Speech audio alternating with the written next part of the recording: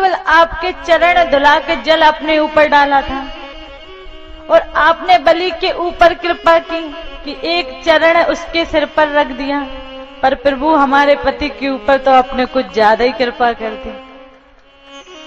उसके कृपा के हमारे प्राण ही निकल जाएंगे। दोनों पैरों को चढ़े हुए आप तो उतरना ही नहीं चाहते। तो नाथ कृपा करो, पर इतनी कृपा मत करो कि हम विधवा हो जाएं। तो आप नीचे उतर आइए। माना कि ये दुष्ट है, परंतु प्रभु आप कृपालु हैं, आप दयालु हैं, आप दुष्टों के ऊपर भी कृपा करने वाले हैं। इसके ऊपर भी कृपा कीजिए। भगवान नीचे उतरे हैं। कालिया नाग ने भगवान से क्षमा मांगी और कहा मुझे तो गरुड़ का भय था, इसके कारण मैं यहाँ आकर छिपा हुआ था। हे नाथ मुझे माफ करें, क्षमा करें। तब भगवान ने कहा कि मेरे चरण अब तुम्हारे शीश पर चिन्हित हो गए हैं, इसलिए तुम अब वापस लौट जाओ, गरुड़ अब तुम्हें नहीं मारेगा।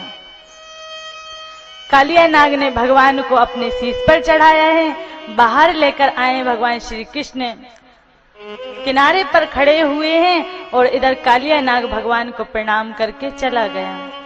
सब ब्रजवासी जो कि इस बात का पता चलने पर कि कन्हैया जी यमुना जी में कूद गए, सब ब्रजवासी आ गए थे।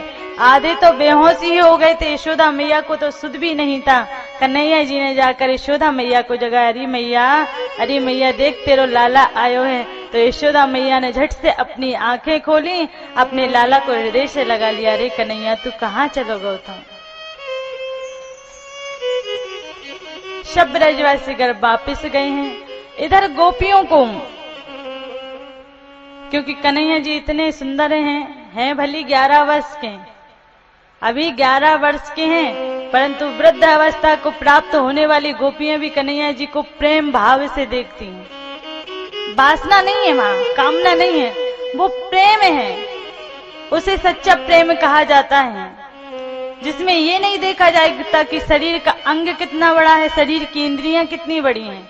बस प्रेम किया जाता है। प्रेम वासना से नहीं, बस प्रेम हृदय से है। तो गोपियां कन्हैया जी से प्रेम करती हैं और उस प्रेम के लिए गोपियां नित्य प्रति यमुना जी के किनारे पर जाकर कात्यायनी माँ का व्रत करती हैं। रोज कात्यायनी माँ के पूजन करती हैं, स्नान करके पूजन आदि करती हैं, बालुका की कात्यायनी माँ बनाती हैं। पूजन करके फिर दोबारा से उन कात्यायनी माँ को रोज विसर्जन कर दिया करती हैं।